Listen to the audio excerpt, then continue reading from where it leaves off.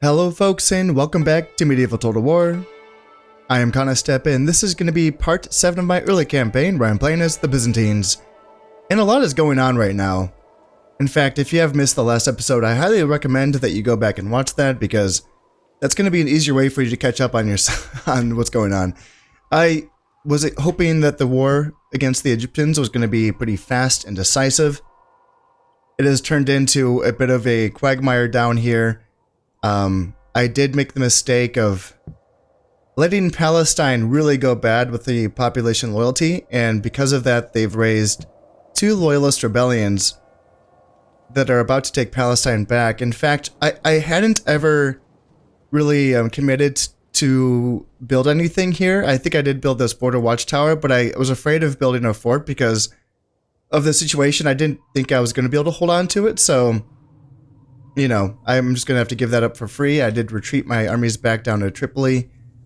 And these are some pretty decent armies. You know, these Muwahid foot soldiers are good spearmen. These desert archers are good. Regular archers, some peasants as well. But yeah, both armies mirror each other essentially. And they're solid. You know, they're quality. So, and that goes hand in hand. In fact, these armies perfectly make up for the Egyptian army's weaknesses, because the Egyptian armies themselves are very melee focused with their Nubian spearmen and their Bedouin camel warriors, their Saharan cav, and their Gulam bodyguards, and they really don't have much in the way of archers. In fact, I mean, hell, I'm just seeing 1 2-man unit of desert archers, and that's all I'm seeing. So the fact that they're getting all of these archers and desert archers to compensate for that is very, very good for them, and very bad for me. So because of that, I am sending forces back. I was reinforcing the west because I'm at war with Hungary and the Italians, but now I'm going back to sending forces back to the east because I need more forces in this direction. The pool of mercenaries here in Tripoli has dried up. I have not had mercenaries here for a minute now, so it would be nice if I could get some. But, you know, I can't count on that. They are unreliable, so I will just have to keep waiting. The idea, and so I guess just kind of going back on this, I think the mistake that I made was that when I was sieging Arabia and sieging Tripoli while holding on to Palestine, I was thinking that my position was untenable because if they attacked Palestine or Arabia, I would have to retreat. But the siege in Tripoli was protected. You know, my emperor at the time was able to obviously take care of that siege because he was not bordering the Egyptian armies. So what I should have done is just simply held my line, finished the siege in Tripoli. If I had to abandon the siege in Arabia or just, pull back from Palestine, that would have been fine because then my emperor's army would have been available to help push back from there. And that's what I should have done, just to kind of keep the Egyptian armies in front of me and to try to keep giving these loyalist rebellions a chance to exist. I kind of overthought things a little bit and thought, let's dive in here and take Egypt. All in all, still not the worst move. I have to kind of defend myself on that one a little bit. Egypt is a good province, and I've taken it away from them, leaving them with, Sinai, making them 101 florins, Arabia, making them 82 florins. Palestine is going to make them 475 on very low, so that can be decent, but wow, they have 60% improved farmland built here. Wow, that's a lot. So yeah, Palestine's going to make them a bit of money, but overall, I mean, Egypt is making me 439 on very low taxes, and I need to keep it on very low taxes because they're still not really happy with me, and I've been kind of building stuff here for a minute. I got my border fort, I got a regular fort. I've been here for probably 6 turns now. And I do have 2 peasants now, which is good. Now, I was thinking I can't leave Egypt until I make sure it's good, because I can't afford to have 2 other loyalist rebellion armies pop up. But I was looking at this. If I have my army, this is my best general. Prince Manuel is an 8-star general. He's amazing. It's a pretty decent army as well. If they come in here and take Sinai, what are we looking at for population loyalty? 82% is not the worst, and I can just build up another unit of peasants, bringing that up to, what would that be, like 92%? Is that how much a unit of peasants is worth? Actually, I could just test that. How much is a unit of peasants worth? So it's 82 right now, and if I bring it over, 60. Oh my god. Okay, so this unit of peasants is worth a lot. So just this unit of peasants that I'm training up, and my assumption is that that's going to be counted before any like rebellion like events are counted during the end turn. That's my idea.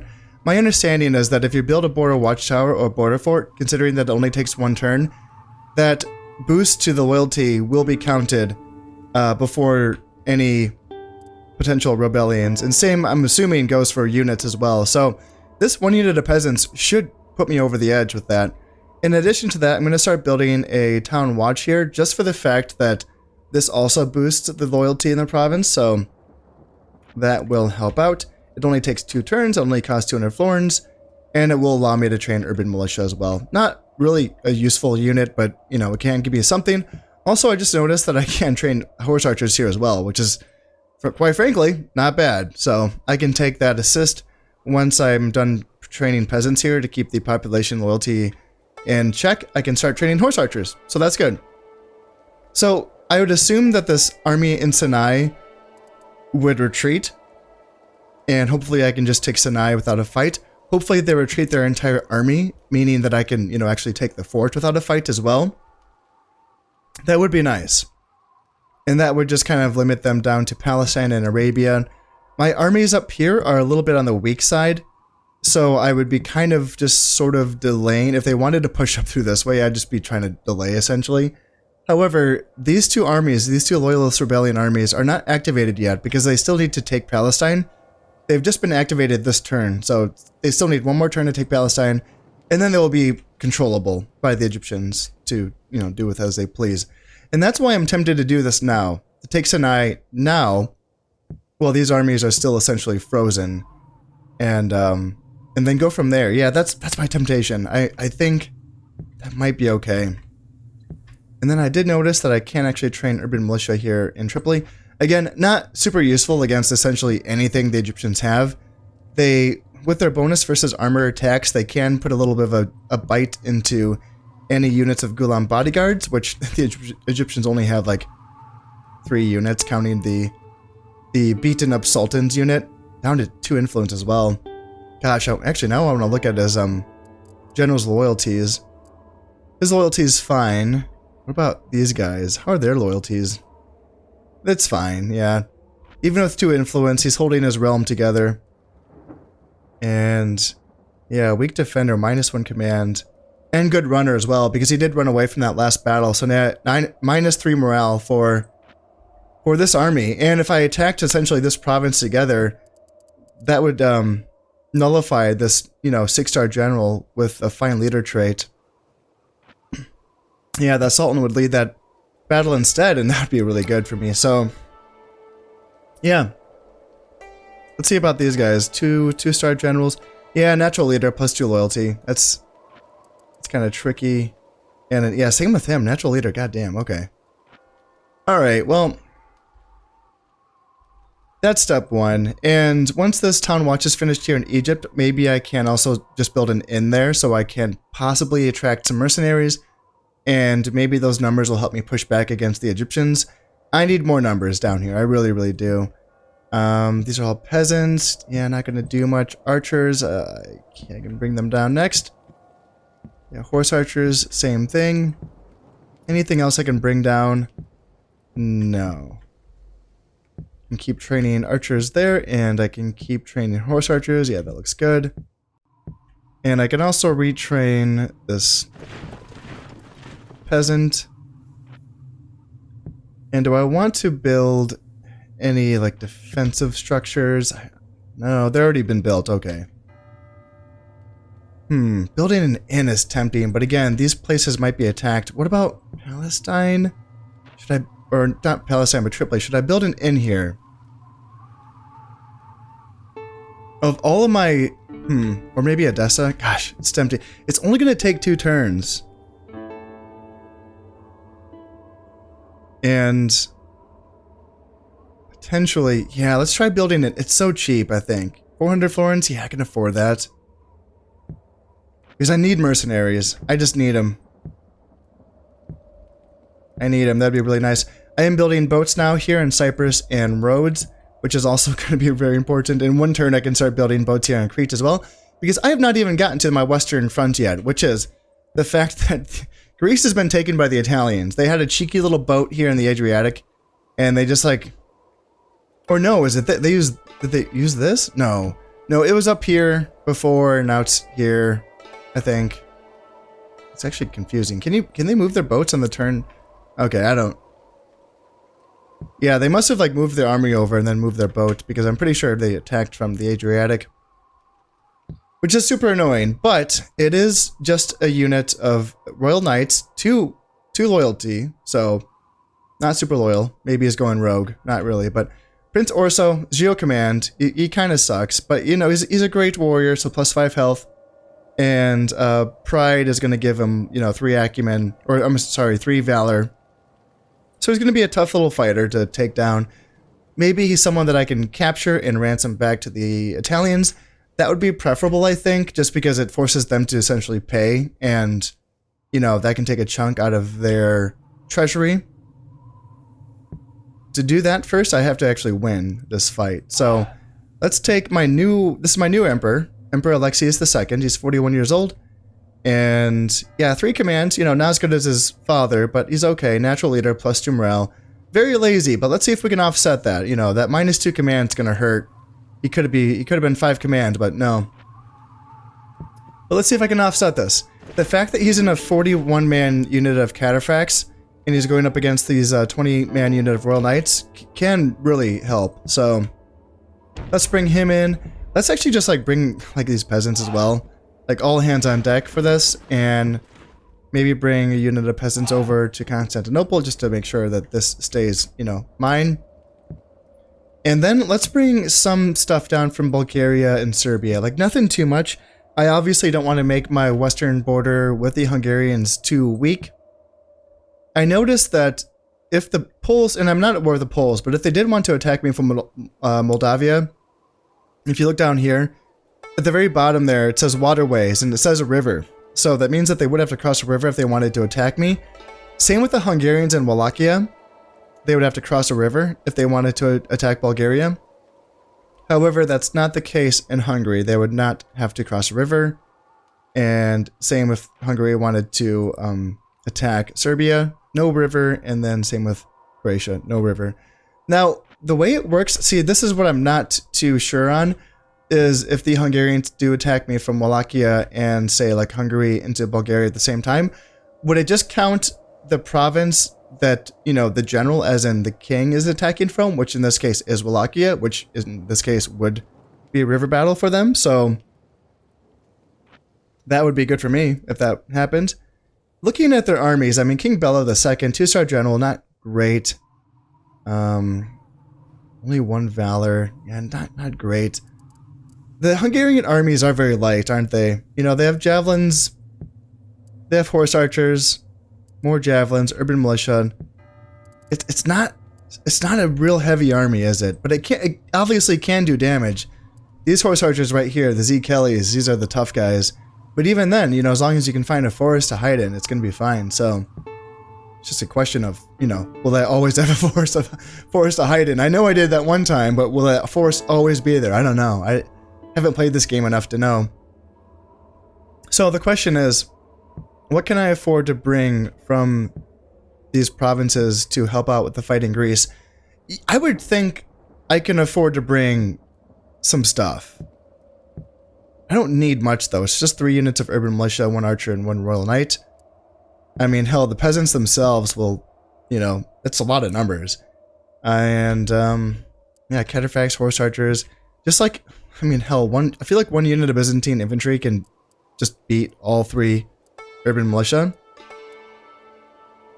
I feel like bringing the horse archers just to help me capture as many. I don't have to capture them though, do I? Because they don't have anywhere to retreat to. So running down every last man isn't going to be as vital here, I don't think. It's more just about like holding my ground. But I'm attacking. I am attacking. That is true. You know, they hold the province and I am the attacker. So,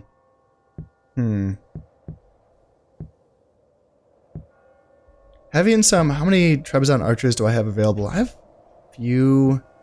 I really feel like I need the archers to lay down fire in the, potential that there's an attack. Let's just bring a unit of Byzantine infantry from Serbia and then a unit of maybe the same thing. Bring some javelins would be nice. Is it really necessary though? Or should I save the javelins for the Hungarians? Let's just play it simple and just bring another unit of Byzantine infantry. I don't, need a super duper ton of heavy infantry for the Hungarians. I don't think. Yeah, it's just one turn. We'll clean up the Italians and go back to defending our borders, so that should be fine. Famous last words, right? Let's get some more Trebizond archers here in Serbia, and then... actually, or should I get some spears? Or no, I can't get spears. Yeah, Trebizond archers, and... I want more javelins, kind of. I want more, yeah, I want javelins just so I can send them to the east. Like, they're so useful against all of the Egyptian stuff. Like, all of these camels charging into my spears and then just javelins throwing their high-powered javelins over the head of my spearmen into camels. Like, that's like a dream for me. Like, I really want that to happen. So yeah, having some javelins, and it sucks that I can only train javelins in the West. I can only get these Slavic javelin men unless I can get some javelins through my mercenaries. But other than that, I can't train native Byzantine javelins. That's not a thing. So it's a little unfortunate, but oh well. Naples is holding on, which is that's some good news. I can't build any boats here, can I? No, I cannot.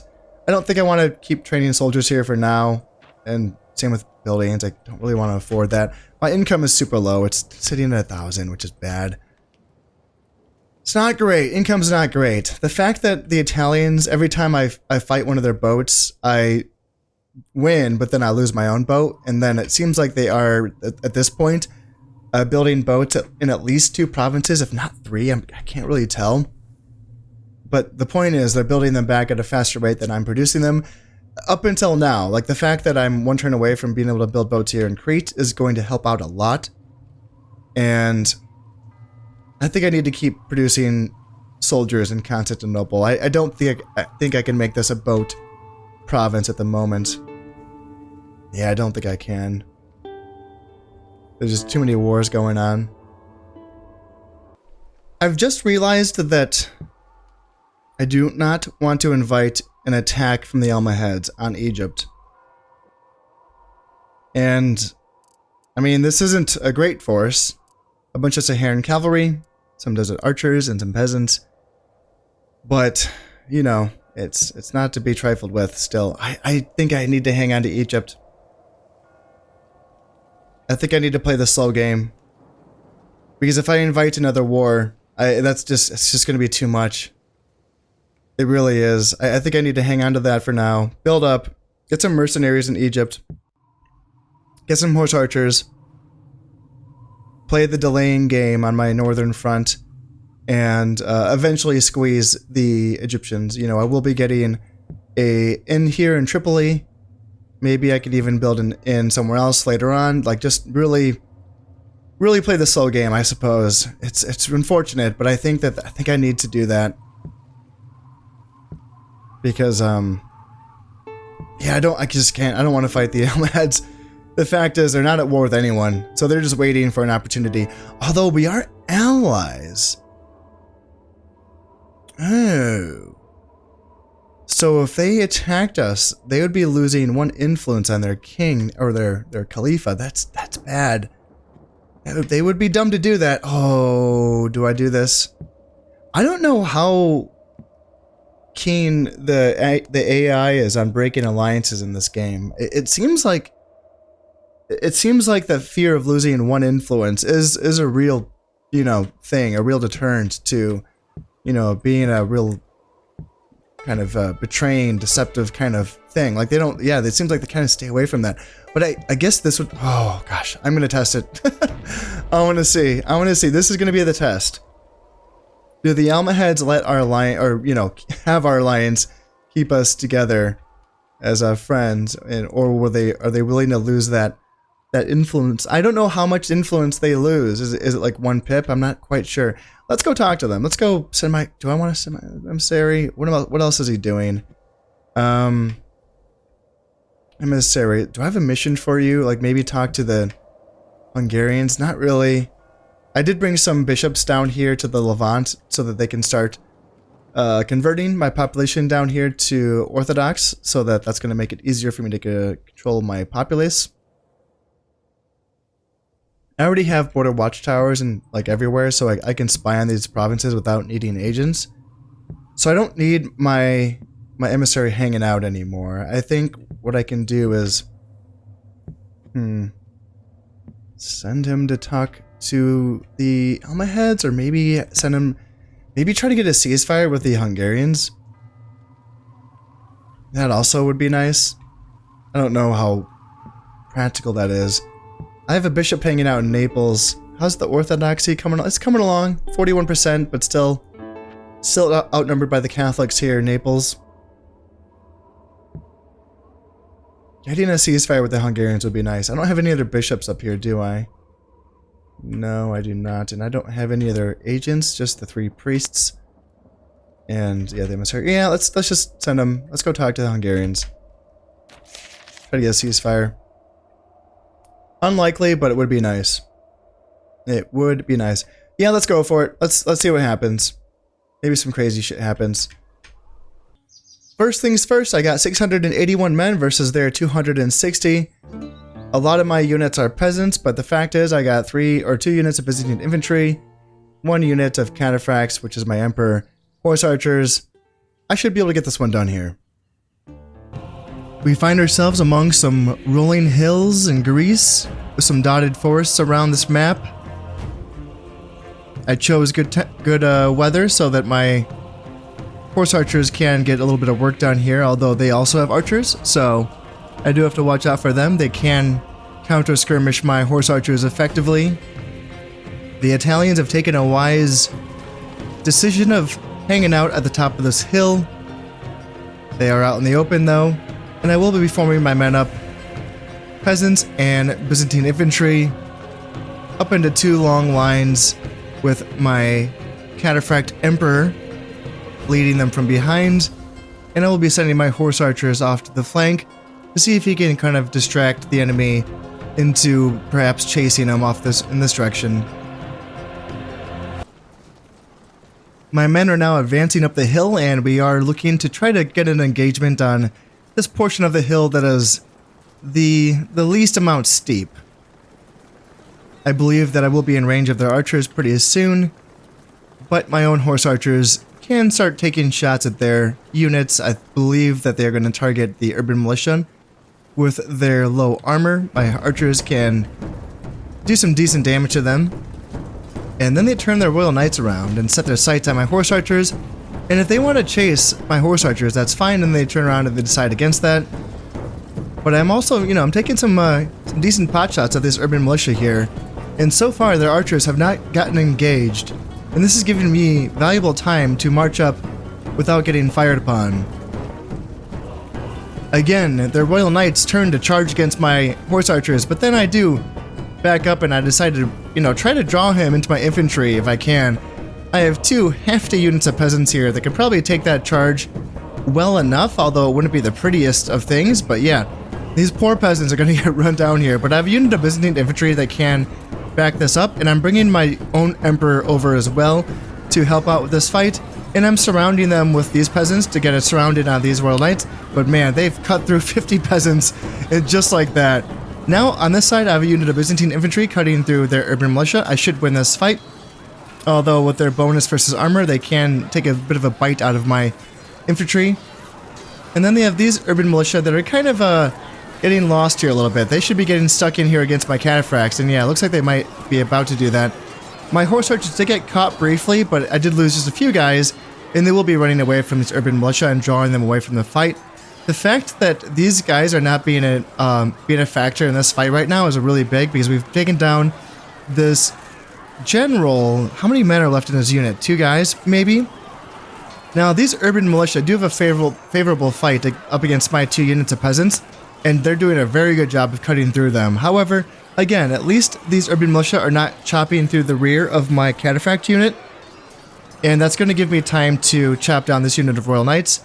These Byzantine, or these horse archers, are keeping this urban militia busy, and it looks like, yeah, some of my peasants have been broken, and that was probably one of the units that was fighting up against the enemy general. Now, these peasants have also broken and retreated, but you know what? They did kill 11 urban militia, and that's given my Byzantine infantry on this side time to cut through these urban militia, and now they can turn around and they can start fighting up against these urban militia. Their archers are still shooting here, but I'm going to get a little charge in. I decided to send my horse archers up to attack these regular archers, but in the on their way there, I think they may as well cut through some urban militia. Are they running away? It looks like, yeah, the urban militia are running away. And now all we have to do is turn our sights on their archers and run them down. Well, down here, my Byzantine infantry are cutting through their urban militia that was chasing my horse archers. And that should do it. This Italian army has nowhere to run to. So any kills we get during the rundown, I believe is just going to go towards our valor. Because there's no better way than to gain experience in battle than to chop down people that are running for their lives.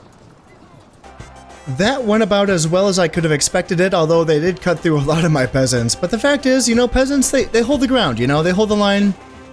I mean, a few of my peasant units did not run away until they lost a lot of men. So, yeah, I mean, that's what they're there for.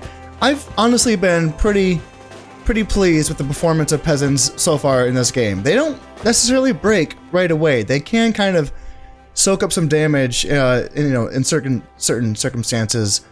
And yeah, do the job okay. So obviously it's not an ideal situation when you're using peasants, but yeah, as I said, they can get the job done. So Greece is now mine. Now I can make that income back off Greece.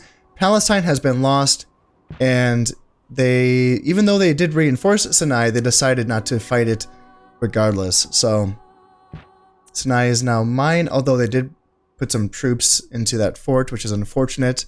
I was hoping that they just retreat fully off of Sinai, and it looks like I did. I believe this is for the Italians. I did raise 435 florins. It's weird that they wouldn't tell you, but yeah, I'm pretty sure this. You can only get this if there's a battle that happens, right? You wouldn't have captured people from this. So the king of Sicily has died, but there is an heir to take over for the Sicilians. Crete, that shipwright is finished, so now I can start building boats there. And then Emperor Alexis II, even though he's been fighting, he's a builder, plus some happiness in all provinces. And that is going to help out with Egypt, I believe, so yeah, good stuff. Let's see, Honorable Warrior. +1 morale, alright, nice, good stuff. And man, still in the yellow, eh? Still in the yellow, 90%. Okay, I'm kind of shocked, honestly. Let's just get some more peasants going. And the Alma heads so far have remained true to their word, so we will, yeah, be happy about that. So this is going to take 2 turns to get rid of. Oh, it's just 2 fucking units of peasants. Oh god, just 2 turns to get rid of that. It's really tempting. So these are basically just the loyalist armies being led by the Sultan now. And it's really tempting to at least attack Palestine, even though they might just reinforce. It's still tempting to attack Palestine, just because if they are attacking Palestine, then they're not attacking Sinai, right? They still could. They might split their forces in 2. They have enough. They could. They have enough forces to split their forces. They have enough guys to split in 2 and reinforce Palestine and Sinai. However, if I brought this little cheeky army down from Arabia, I could train up another unit of peasants, and just did a little like feigned attack on Arabia to try to keep some forces stuck here. And then if I brought in, all of my guys from Tripoli, it's even then, like, I don't even know. Those Moahid foot soldiers scare me. They're tough spearmen. They really are. Can I beat them? How much Byzantine infantry do I have? Not enough.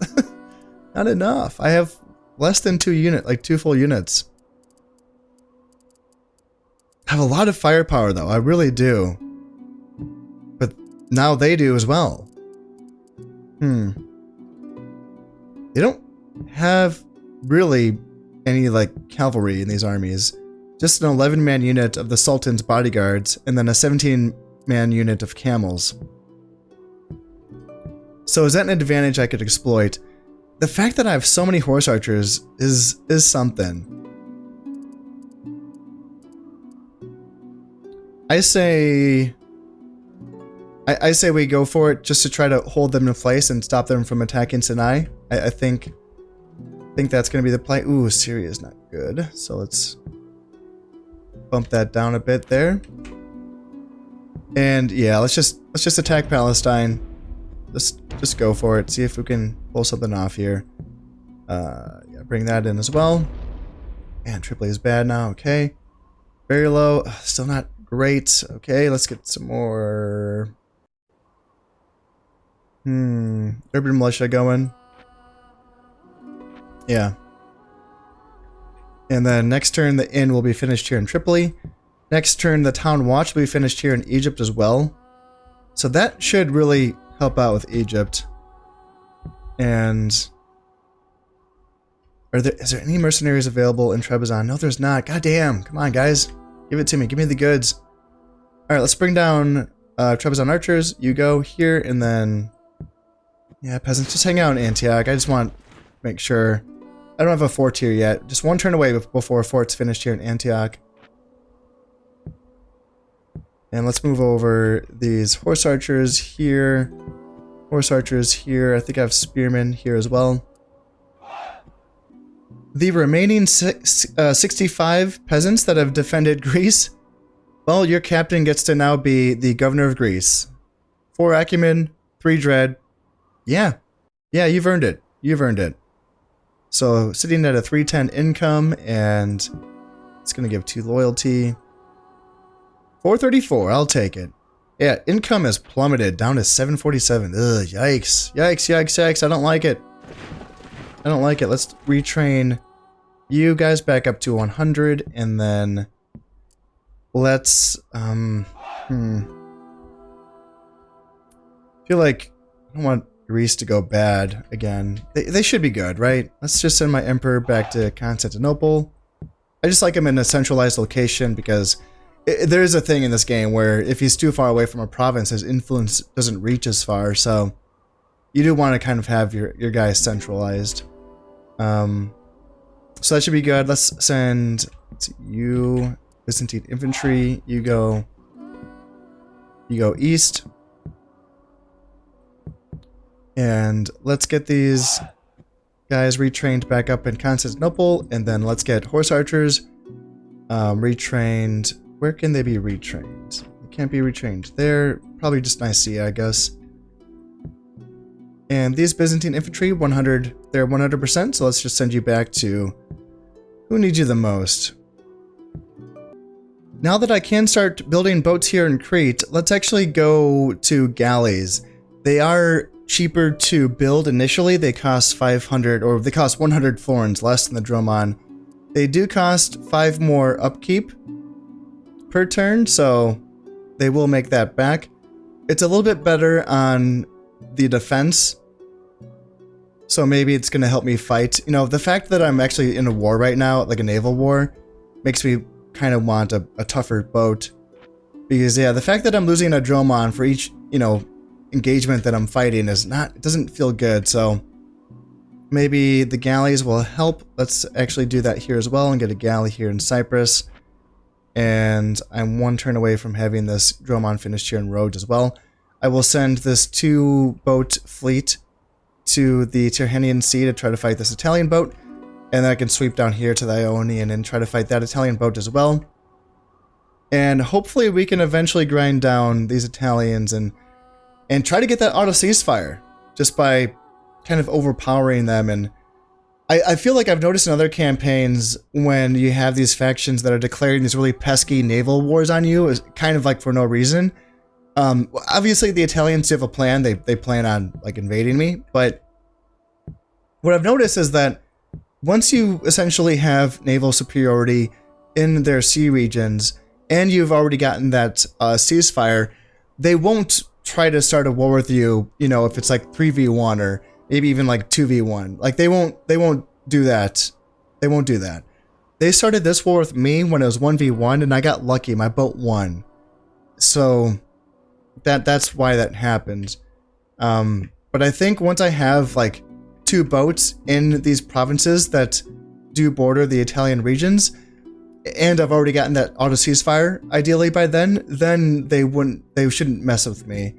To get to that point where I have enough boats for that, yeah, it's gonna be a little touch and go, isn't it? Because my money-making provinces, my potential money-making provinces all down here are, it's a work in progress, isn't it? Let's get this bishop down here to Egypt, and maybe let's get this bishop. Where do I want you?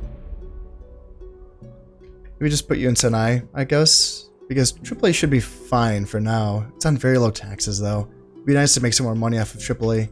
Same with Antioch. But, yeah, all in due time, So let's kind of see what shakes out here in the east. Now the Egyptians are making some moves. So they have invaded Syria, and in this case, I will just simply retreat back to my stronghold. They brought a fair few forces here. Did they attack from... Looks like this must be one of the loyalist armies, and this is the Sultan, okay. Yeah, Muwahid foot soldiers and archers, not really much in the way of cavalry, but still, obviously I have nothing really here, so let's just try to retreat to the stronghold and try to come back and reclaim it later. Hopefully before the garrison falls. And let's see, so they did retreat from Palestine, interesting. This was my forces attacking from Tripoli, so now it's going to be a question of this fight here in Sinai, which is my Prince Manuel. We'll have to see what happens there. So Palestine's now mine. They don't have a fort there, so it's just mine, which is nice. And yeah, so wow, this is so interesting. I thought that, so the Sultan's forces attacked from Palestine into Syria, and they essentially left Arabia wide open. Okay, well, not wide open. They are defending it with these units here. This isn't good, because these forces now that Syria has been taken, these forces that are attacking Arabia don't have anywhere to retreat to. Yes, they do. They can go to Palestine. Yes, they can. Okay. So I'm not going to lose these guys. I don't think so. I'd hate to just lose these guys for nothing. But I believe that they will end up in Palestine, because it's completely mine. You know, I own Palestine. So let's call that off. And this is the big fight, right? This is kind of the fight that I suppose I've been looking for. Although I am outnumbered by quite a bit. How bad is it? How bad does it look? It's a tough one. It's going to be a tough one. There's some good things here. Obviously, Prince Manuel is a Chad, and the guy that I'm fighting it up against is only a 1-star general. Prince Az Salih. I don't know anything else about him, but you know, it's a 1-star general. And this is an army that essentially has 0 archers. This is just going to be a melee rush.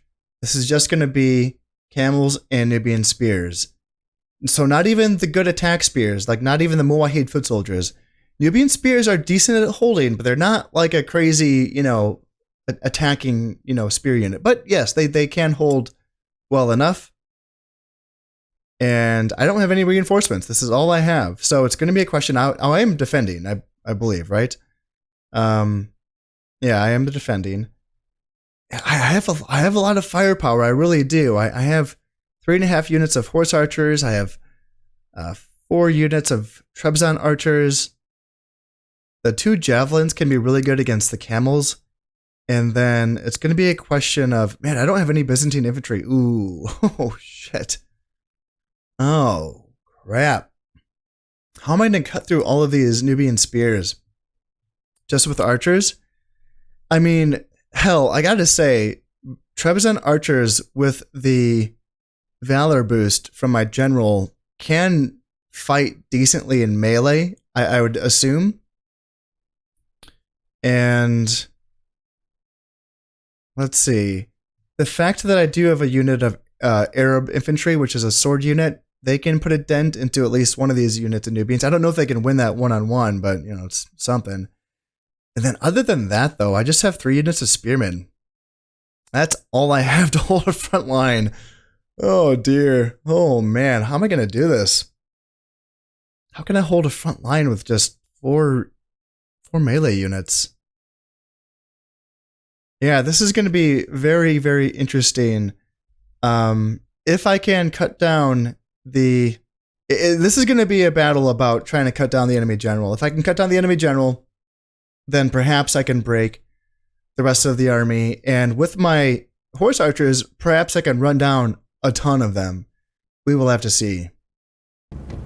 I am going to consider myself very lucky to have found this hill here, because this is exactly what I want.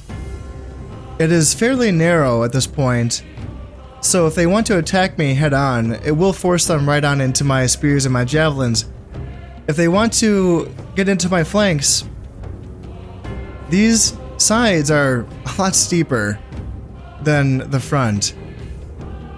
So the penalties that they will be facing and the bonuses that I will have, I mean, my Trebizond archers, as I've already mentioned numerous times, are already decent fighters. With the help of the leadership of their general, Prince Emmanuel, they are just going to be killing machines. Even against this primarily mounted force, they should do okay. I was going to skirmish a bit with these horse archers. In fact, I might come forward a little bit with them. But I do have to be careful. They do have some Saharan Cav. And Saharan Cav, if not faster than my horse archers, then they're at least the same speed. But I think that they are faster than them. They are a very good counter to horse archers. Fast, and they're just made for killing horse archers. That's kind of their job. So I do have to be careful to not get my guys caught out, because I'm going to need these guys. My horse archers are going to play a very important role in this battle, not just for the arrows that they carry, but also if I can turn the tide, and if I can cause this army to start running away, then I'm going to rely on these guys to get a lot of those captures for me so I can decimate this Egyptian force. I have decided to come forward a little bit here to start getting some shots into these Saharan Cav. As I've mentioned, I do have to be careful here, but I thought that if I could kind of pressure them this way and force them head on into my soldiers, that can work for me. And then I was going to bring these units as well to kind of press this side. Now what's going to happen here is that these camels will simply just chase my horse archers, and they will never ever catch them, because camels are a lot slower than horse archers. Here, however, I have to be a bit more careful. These guys need to get their butts moving, and yeah, they got caught. They got caught, and that does not feel good. My horse archers are getting cut down quickly. These units are still firing quite happily. But yeah, I will have to get my horse archers away here because they're getting chopped down by Saharan Cav, and I do want to get them within range of my Trebizond archers so that I can at least support this fight here. I still have more than half of this unit remaining, so there is that. It's not catastrophic. And the fact that my general's so good means that they have not run away yet, so I will be able to kind of lure this unit of Saharan Cav straight on into my bowfire. These unit of horse archers came back as well, and I will bring them behind my lines. Their general is going to be heading straight on into some spears and some javelins here. And way off in the distance, my horse archers are leading 2 full-strength units, well, 1.5 units, essentially, of Bedouin camel warriors off on a merry chase. And that's units that are not crashing my front line. These Gulam bodyguards just got really mowed down by arrow fire, so now they're down to 9 men.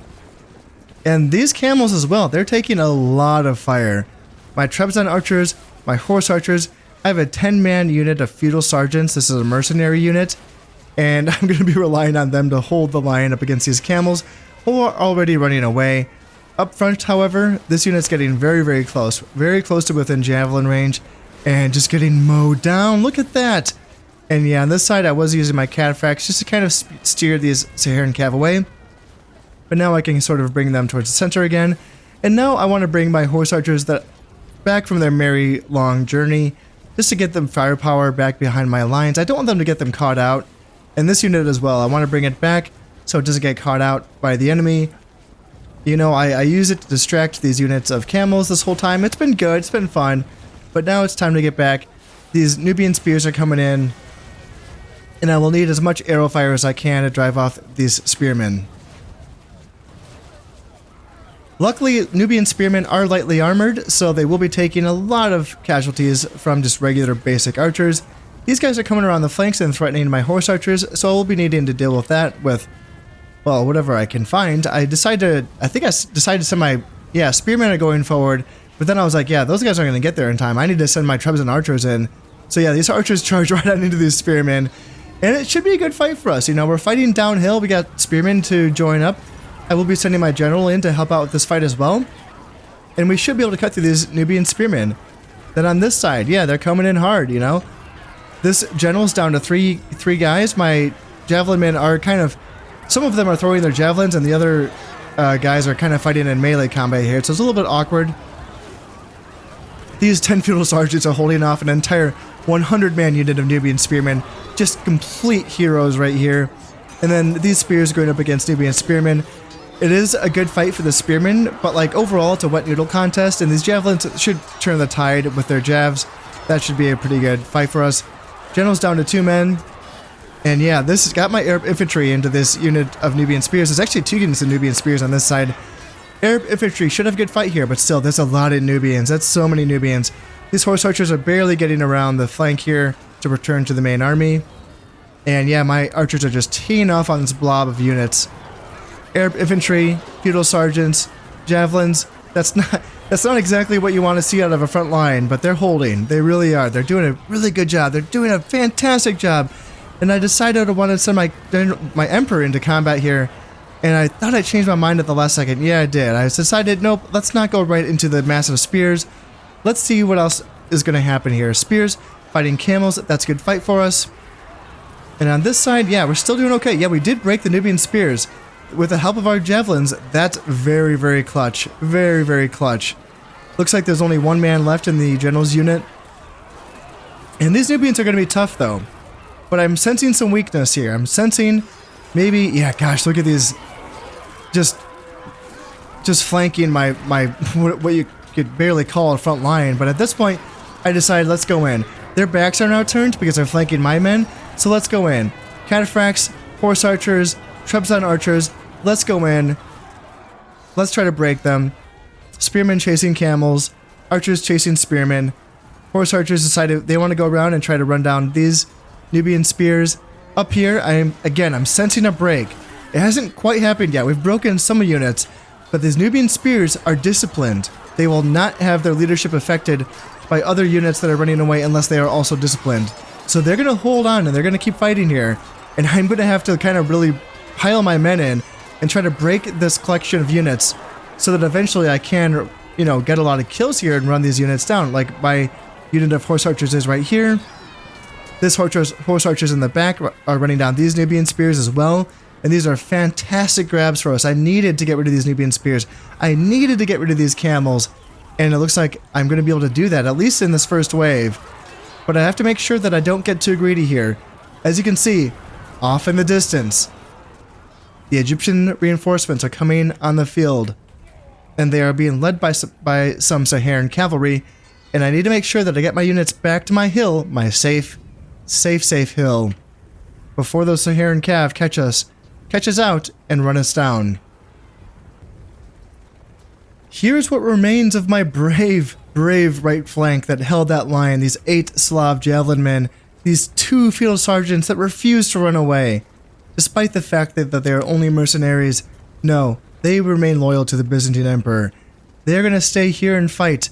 This is my elite Desert Legion, making a stand here in Sinai against the Egyptians. We've defeated that first wave, and now we have another wave trickling in. Luckily, I was able to get my men back on their hill in time, and luckily I still have some ammunition left. My archers still have arrows. I don't think my javelin men still have any javelins left, but the main guys that I needed those javelins for are already been killed and dead, so they, just using them as basically fighters and chasers at this point should be fine. Now I just have to drive off the rest of this Egyptian army for good. With a horde of camels this big, you shoot into that blob and you cannot miss. Seems like there's 10 camels going down with every volley. In fact, it's almost like it's if they're shielding the peasants. They're just hiding behind these camels right here. And there's no way. There's no way this is going to work for them. These peasants, they don't like seeing their camels get shot down either, although they're thinking better them than me. But no, that's not going to make them feel good because they know that they are next. Some Saharan cav and some camels are making their way on my left flank, and the same fate awaits them. My spearmen will come out here and they will screen out these units just to make sure they don't get into my skirmishers. And then on this side, it is just looking, it's looking bad. It's looking bad for the Egyptians. Looks like we have ourselves another break by the Egyptian army, so I send my horse archers in to try to get as many kills and to try to essentially accentuate this break and make sure that this is the final one. Although I have to be careful. If these Bedouin camel warriors turn around for just a moment, they can chop down this unit of horse archers in a hurry. These Saharan cav are running away. The Bedouin camel warriors are, pretty close behind. This unit still wants a face full of arrows before it runs away. And I decided to send my horse archers out, but then I was like, oh shit, nope, they're not running away anymore. Let's turn around. And yeah, these horse archers, they have to be careful. As I mentioned, all it takes is for one of these units of camels to turn around for a second. But man, in the meantime, killing any camel that we can feels very good. Now it almost feels like my horse archers are going to get themselves surrounded. It feels very risky doing this. I have Saharan cav and I have some Bedouin camel warriors behind my guys, but it looks like they've decided to set their sights on this unit of horse archers. It's basically feigning an attack, and then I decide, nope, let's go for it. Prince Manuel, along with his unit of spearmen and these horse archers, just to position themselves on the flank and to help run down these units, they're going to take this charge. They're going to make sure that this unit of horse archers has its rear protected so that they're not going to get attacked by these camel warriors and these Saharan cav. And yeah, you know what? These cataphracts, they're not good at fighting in the desert, but in this fight against this Egyptian army, against these forces, they will do okay, especially supported by these spearmen that are made for fighting up against these soldiers. And then once this is cleared off, I can send my horse archers to chase down these camels. These horse archers can continue to chase down these camels as well. And it's looking like there's not going to be much left of the Egyptian resistance here in this province. In fact, we can probably spend the rest of our efforts on just chasing down as many camels as we freaking can. This brave unit of peasants may have made a mistake by not fleeing the field. It remains here. For some reason, it stays here and decides for a split second, you know what? I got this. And then my general comes on the hill and he's thinking, no, you don't got this. No, this is going to be it. So I'm going to get another easy 100 kills here because my cavalry at this point are just swarming like velociraptors. These units are going to get activated. My general's going to be activated. This unit's going to be activated. And we will run down this unit of peasants to the last man. That was just the result that I needed. Oh my god, that was very, very good. That was very decisive.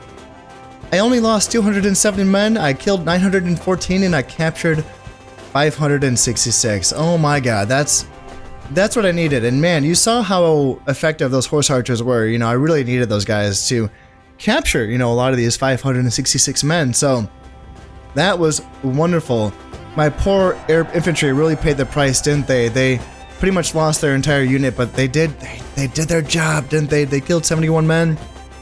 And yeah, and of course the Trebizond archers were just absolute beasts, just mowing down all of those camels. And guys, look at these Slav javelin men as well. 100 kills on this unit of Slav javelin men. Oh dear, that's very good, but that unit did lose most of its men as well. But all in all, that's what I needed to see.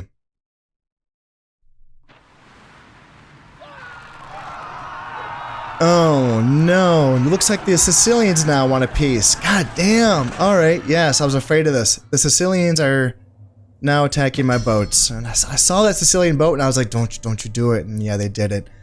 So yes, the Egyptians cannot afford to pay for the men that I captured. So those 566 men have now been executed.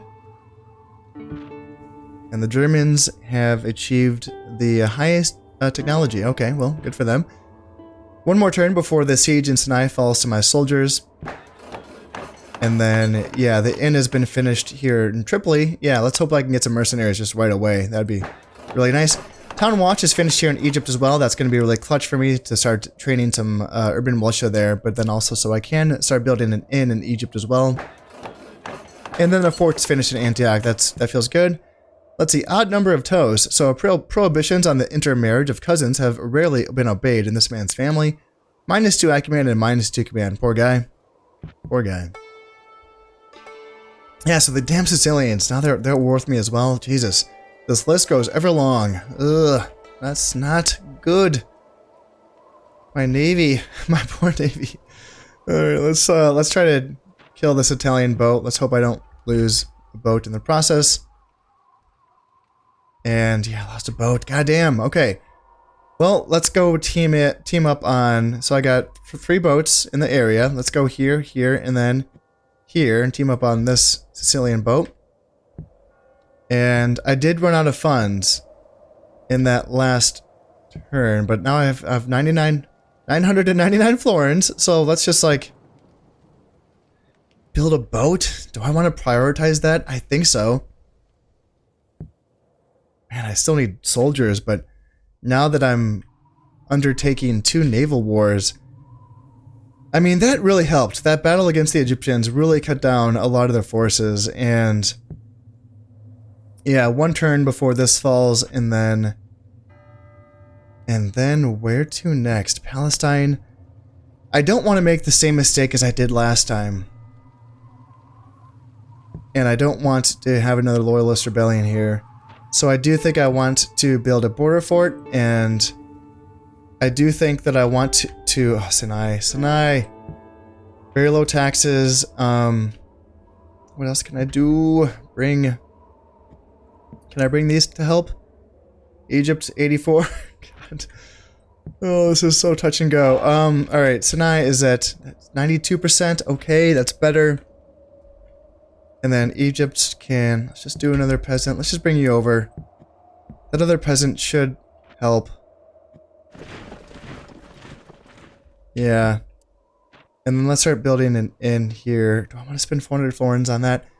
I can afford the, okay, so can I get no mercenaries in Tripoli? Damn.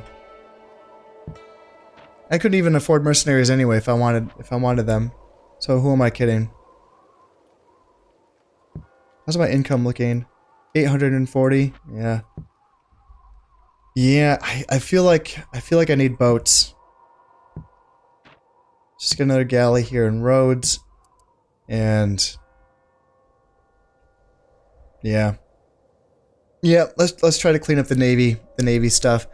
I think that I will be able to drag down the Egyptians.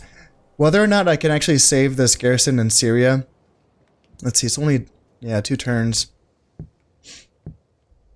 And yeah, I just don't have like anyone to go send. These are all peasants. 1 horse archer.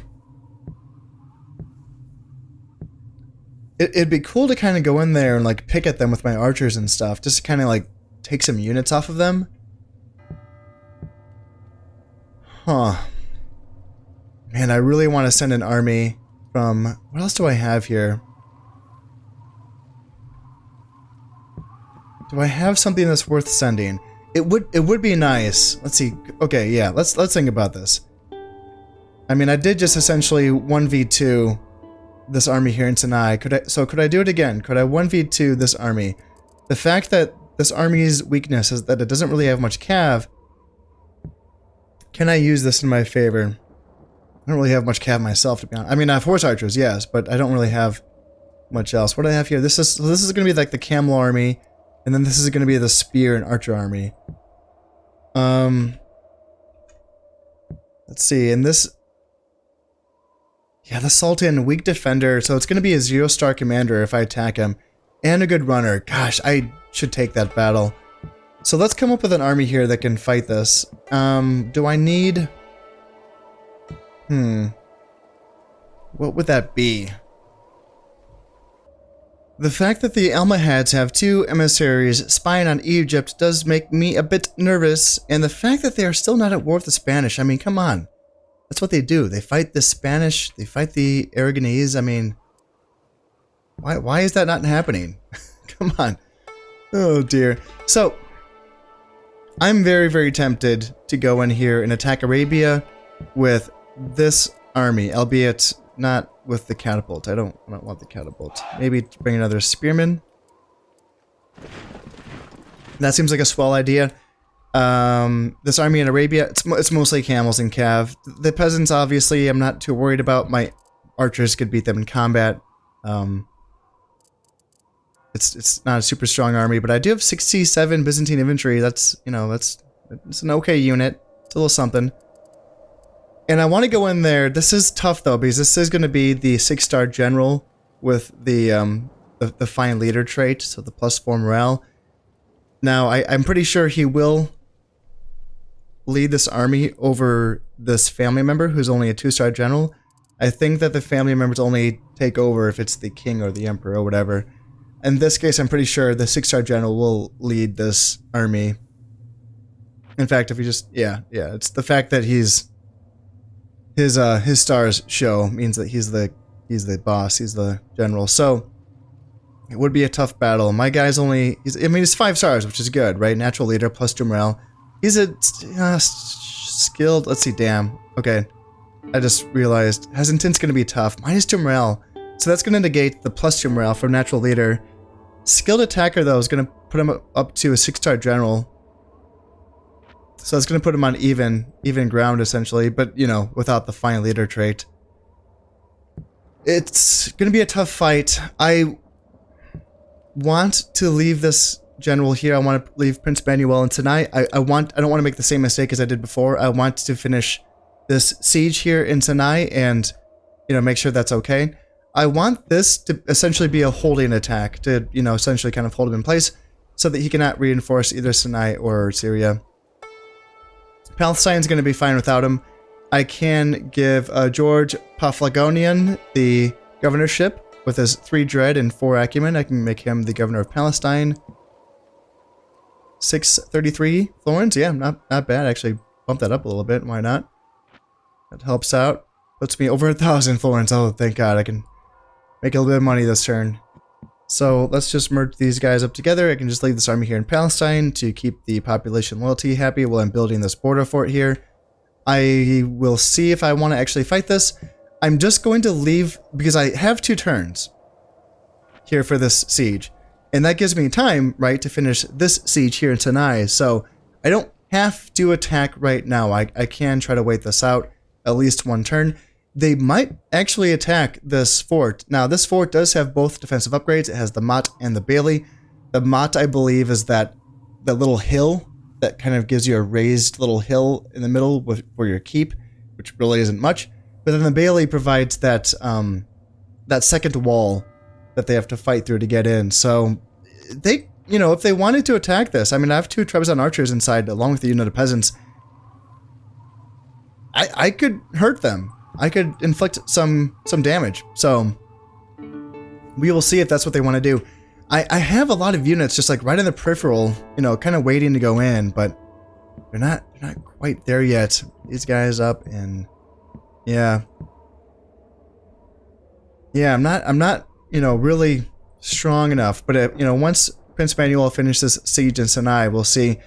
And yeah, we'll see about their freaking Almohads. You know, they're kind of scaring me here.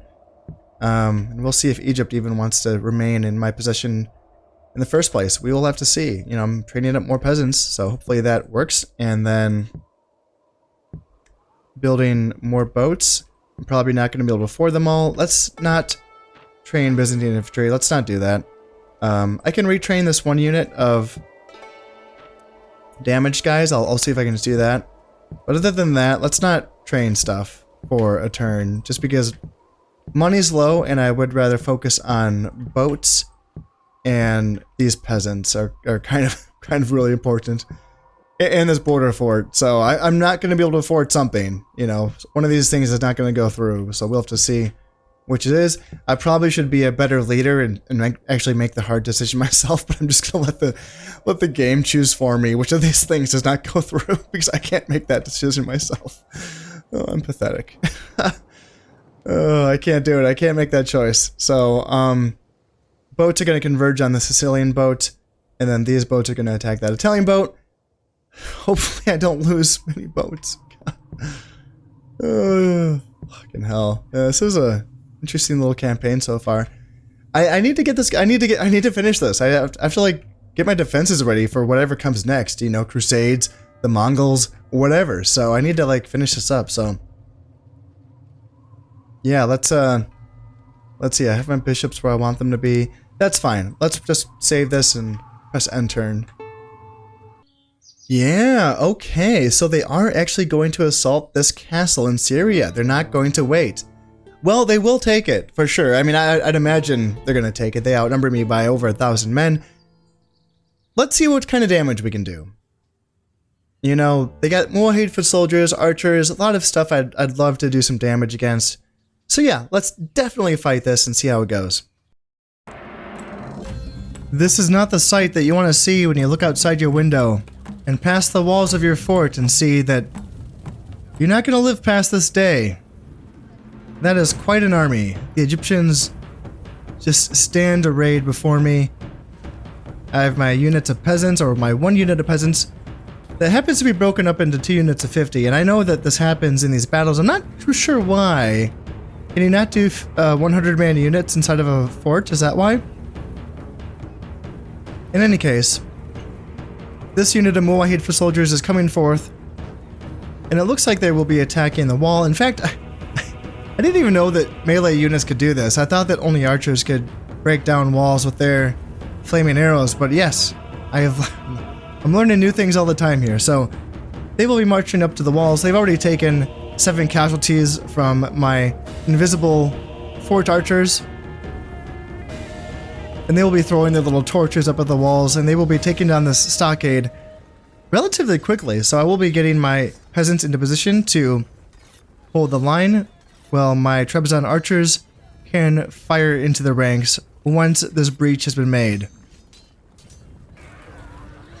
And just like that, Muwahid foot soldiers cutting right into my peasants, Trebizond archers charging into the flanks, because these Muwahid foot soldiers made very, very quick work of my peasants. And my archers up on top, they actually were firing for a moment. Looks like we will be able to cut down these Muwahid foot soldiers, which is a nice little consolation prize. Getting rid of any units of these guys is going to make any potential battles with the Egyptians a bit easier. But now they are bringing up the reinforcements. You know, this was just this was just the sacrifice unit. Now comes in the full hordes. Desert archers, regular archers, Muwahid foot soldiers. They will be getting the job done, but you know what? They are taking some arrow fire. Now my Trebizond archers stand up against this furious rush, and they will be getting, they'll be getting a little bit of a charge in here up against these Muwahid foot soldiers. But yeah, that's going to be a tough fight. I mean, they will be able to do some damage here, but overall, they will be getting cut down in relatively short order. But yeah, you know, taking some knocks off these Muwahid foot soldiers, that is good. That feels nice. And this whole time, my Trebizond archers in my inner circle here are firing over the ramparts, and they are getting some more kills in. And also my invisible archers that are, let's see, I'm not seeing any arrows pop out of the inner gate, but I'm seeing arrows come out of the inner fort, or the inner keep, or at least I thought there was. Now the Egyptians have brought up more units. One is attacking the gates, one is breaking down the wall here. My peasants, I think that they're going to be coming over here to defend against this entryway, while my archers continue to fire over the walls into these archers, but they are taking casualties. These archers are inflicting a bit of damage up against my Trebizond archers. And here we go, these poor peasants. Oh, these poor peasants. They will come in here, and they will do the best that they can. 52 Muwahid foot soldiers as this battle started, and let's see how many Muwahid foot soldiers can this unit of peasants kill. Down to 49. While these archers continue to fire into this blob of archers on this side, trying to do as much damage as they can. But eventually this unit will have to be brought into melee combat as well. This unit of Muwahid foot soldiers is now down to 47, so they've lost 5 men since they started fighting these unit of peasants. And now there's just so many archers in this outer courtyard shooting at my poor archers standing on this hill. They're just getting mowed down by all this firepower. They're still standing, they're still shooting. But at some point, a melee combat will be inevitable. And these peasants are getting cut down. Let's see, how many guys did they bring them down to? Yeah, they got 9 kills. 9 kills on these Muwahid foot soldiers. That's not bad. I mean, maybe some of these kills were from arrow fire from like my fort or my walls or something. But yeah, here we go. I think they just opened up the inner gate here. And now I'm going to send in my 20 Trebizond archers into a valiant last stand up against these Muwahid foot soldiers. Try to bring these guys down. Looks like they might take some friendly fire from their own archers. In the process, I'm down to 6 Trebizond archers. They're down to 38 Muwahid foot soldiers. And I feel like we were able to take a bit of a bite out of this army. Nothing too devastating for them, of course. But getting rid of a few Muwahid foot soldiers and, you know, some archers in the process, that does feel good. So, the Egyptians will take Syria, but I will be back. There was my valiant last stand. My men chopped down to the last. They killed 129 men. It might not seem like a lot, but, you know, that's a little more than 2 full units. So I feel like I did a little decent chunk there. I killed a few units of Muwahid foot soldiers, so I will take it. You know, that's about all you can ask for. So yes, Syria has fallen to the enemy. And now for the battle in Arabia. And do I really want to take this? Mainly I was doing this so that this army would not reinforce, but yes, do I want to actually take this? No reinforcements on either side. You know, this is all we have. They have it's a lot of peasants, you know. 4 units of peasants. They just have the 1 unit of Nubian spears, and that unit's damaged. Yeah, camels. Camels is going to be the big one. The 6-star general is going to be a big one. I do have a unit of javelin men too. They can definitely do a good job at killing either the Gulam bodyguard or the general himself. We will see. So it's going to really come down to my archers again. It's kind of, you know, similar as the last battle, but even more skewed, I would say. So yeah, this can be a little bit of a dicey one, but and also I'm the attacker in this one, so I can't just camp myself on a hill. I do have to go on the offensive and try to draw them out. So yeah, let's see how it goes. I want to engage the enemy here. So it'd be really nice if we could wrap up this war with the Egyptians sooner rather than later. I have chosen clear weather for this fight because I will be needing my archers to do a lot of damage for me. Also, not to be forgotten, I have 2 men left in this unit of naphtha throwers that has been with me since the beginning of this campaign. So if they want to throw their grenades, they're going to need some clear weather. I guess rain was not on the menu. But at least I won't be getting any sandstorms. As I get over the little crest of this ridge right here and I see the Egyptian army pulling back to that side, I decide that my first move should be to take this ridge and see what the Egyptians want to do from there. What I have here is a pretty scrappy army. It's not exactly top tier. My center is held by 2 units of spearmen with a unit of javelin men. My right flank is being held by a 15-man unit of Arab infantry, a 36-man unit of spearmen, and then a 22-man unit of archers, so a very, very weak right flank. And then my left flank is going to be held by a 67-man unit of Byzantine infantry, and then some peasants. And then I have some archers, some Trebizond archers, basically being my reserve unit.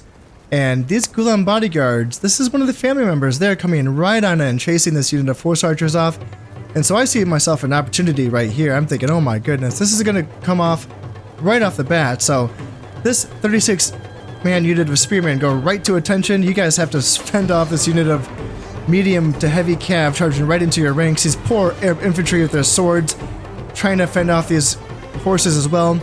I bring in a 100-man unit of spears, another 100-man unit of peasants are coming in, and we are chopping down this unit of Gulam bodyguards. They're down to, well, actually no, there's only, they're down to 13 now, yeah.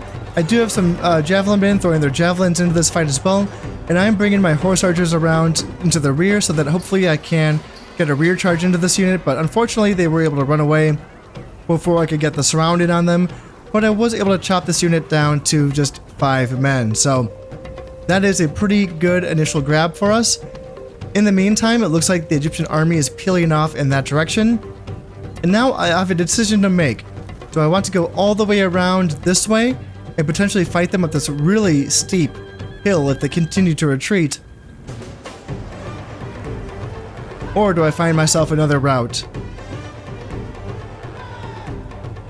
At first, I do decide to come around the right side to see if I can get a favorable engagement with them fighting uphill against me right here, but again, as I expected, they did decide to retreat up this really steep hill on this side, and now that's a fight that I do not want. Now, this is not an easy decision for me, because fighting in the desert, the more my men move around, the more tired they're going to be, and it's really hard to get a read on what the Egyptians are doing as well. They're kind of moving back, and they're kind of moving forward, and for a while here, I want to get my lines organized and just kind of see where they're going, so that I can find out where I need to go to head them off. Sure enough, the more I pushed on this right flank, or this right side, the more that they decided to turn right back around. Now I'm thinking, okay, well, I have to go all the way back around again. In some ways, this could be a good thing for me. You remember in that last battle where I fought the Egyptians in the desert, in that battle where I was the defender, I was essentially fighting on a really narrow ridge like this one, except, you know, I was up there and they were down here. But fighting on that narrow frontage kind of helps me out because it kind of negates their mobility advantage by being able to just kind of create multiple lines of infantry and skirmishers, and any guys of theirs that want to flank me would essentially have to fight uphill up that narrow front ridge. So this could be okay for me. I'm okay with taking this fight. But the Egyptians are not. So they peel off again, and this is turning into a real game of cat and mouse.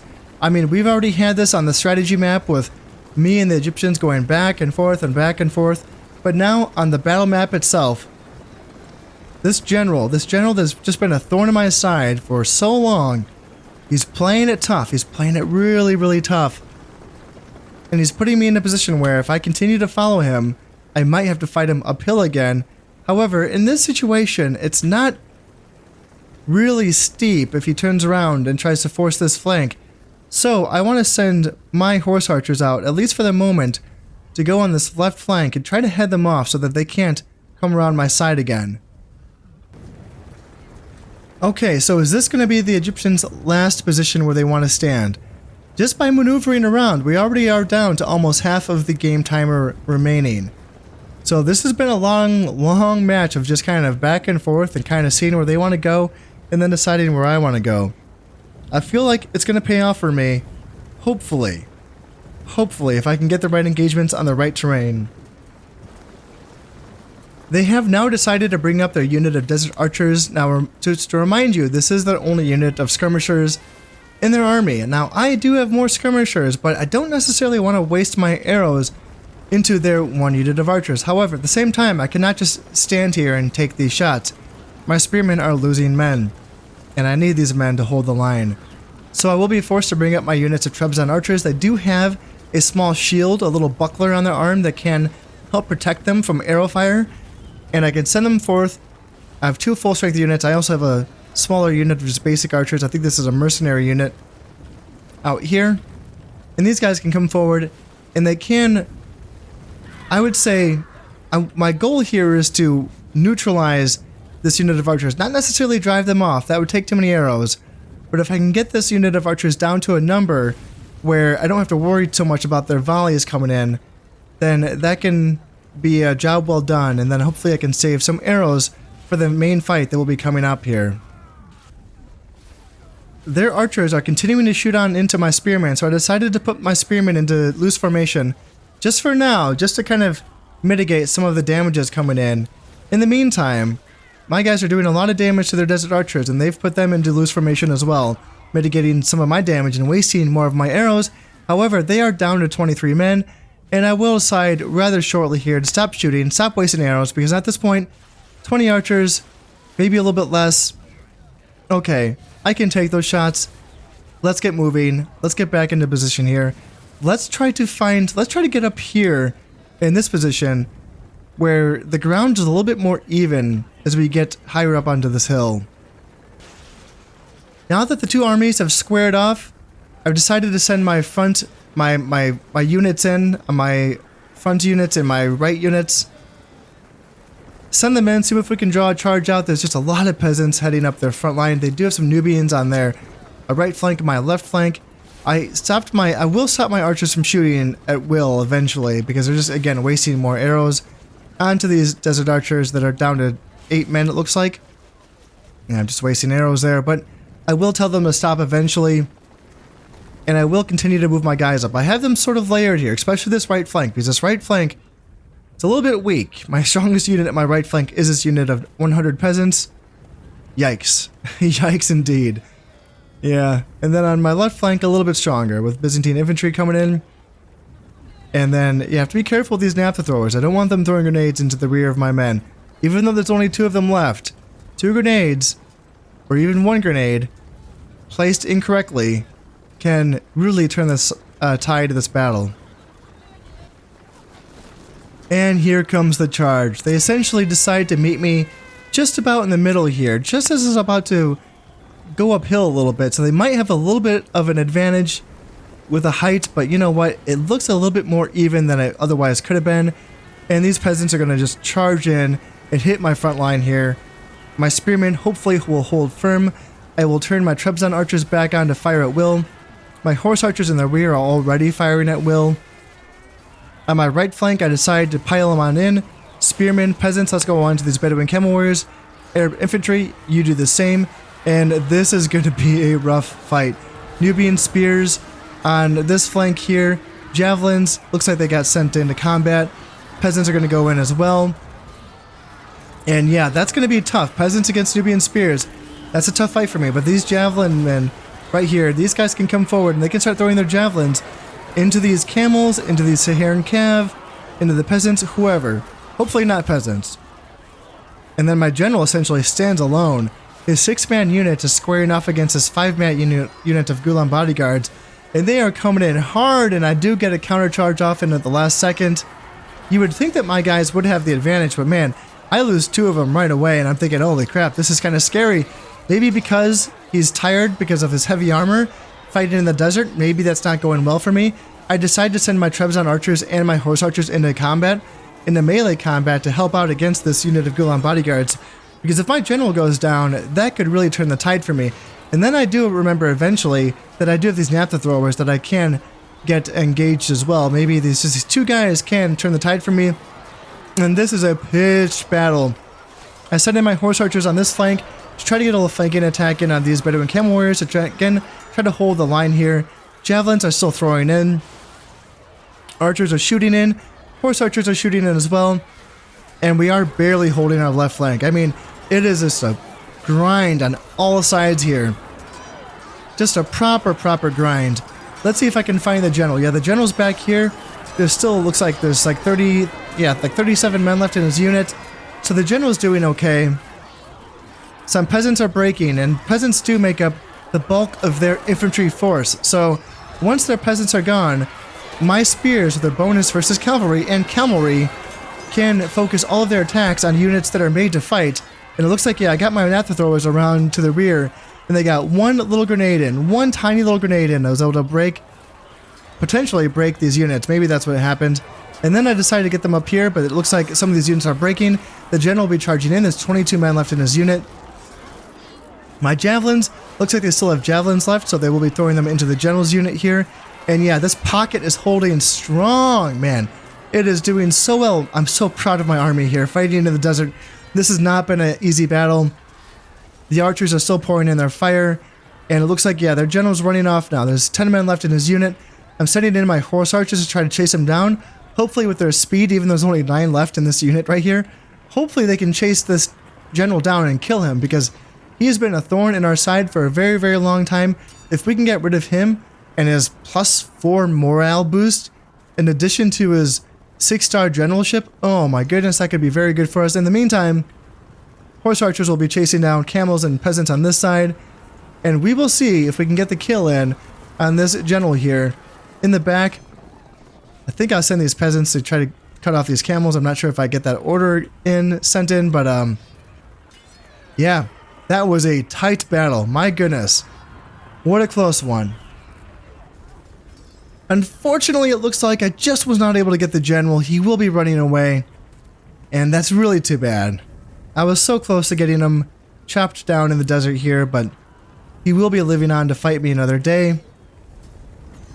But at least I will be taking back Arabia.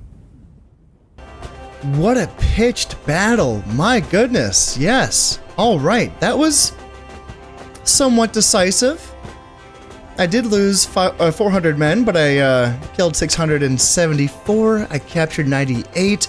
I don't think I killed that general, but the fact that he ran away from this battle, that should give him the good runner trait, I think, which would bring him down from giving +4 morale, which is just +1 morale, right? So that felt pretty decisive. Let's kind of go on in and see what else happened on the campaign map, if there's anything else. So yes, Arabia is now mine, and yes, that general is going to be in the castle now. I lost both of my ships to the Italian boat. Oh no, that feels bad. That feels so bad. Both of my guys were 3-star admirals. That's not fair. I think they might have brought in another boat though. Looks like I captured a noble. Yeah, this was the heir, wasn't it? Yeah, I think I captured the heir. And he's going to be dead. And that leaves just the Sultan, I believe. I think it's just the Sultan left. Up in Syria. So, I did pillage some florins here in Sinai. Unfortunately, that means I do have to rebuild that fort. But, that's okay. Border fort is finished here in Palestine. And, let's see, anything? Secret Pride. Beautiful. Nothing, yeah, nothing really too important there, it looks like. Okay, good battle. Alright, let's bring that down to very low. That puts me in the green. Nice. This is going to take 4 freaking years to get rid of. Oh, God. Let's see. Good runner, yeah, -3 morale. So that's going to take, take away most of the morale boost that he does give to the army. Gonna take four years. Damn, that's a long time, but oh God, there's not going to be much left of this army. A lot of this army is going to die to attrition, but man, this guy was a Chad. He was good. He was very good. He's down to just 2 men. He started the battle with 6 men in his unit, and he's down to 2, and he held, He really did hold. Egypt is finally looking good. Finally. And yeah, now the Almohads have 3 emissaries just spying on us, which is not a good feeling. I think... What do I do? I want to send Prince Manuel back to Egypt just to keep that safe. Can I do anything about this? No, I have to leave him here. Okay, well... Okay, let's one thing at a time. Let's do border watchtower. That's gonna help out, and let's bring some soldiers. Let's see what I can bring. Like, can I bring anything? Can I bring him and some archers? Yes. Can I bring him and anything else? It's at 107 loyalty. Maybe not. Okay. Oh dear. Fine. Let's just actually train. What would be good against this? Horse archers, maybe? Yeah, let's just train some horse archers. But can I afford it? I don't know. I am making 1,300 now. That feels good. That feels good. And let's actually make someone the governor of Sinai. And maybe that means I can remove one more unit from Sinai and bring it to Egypt.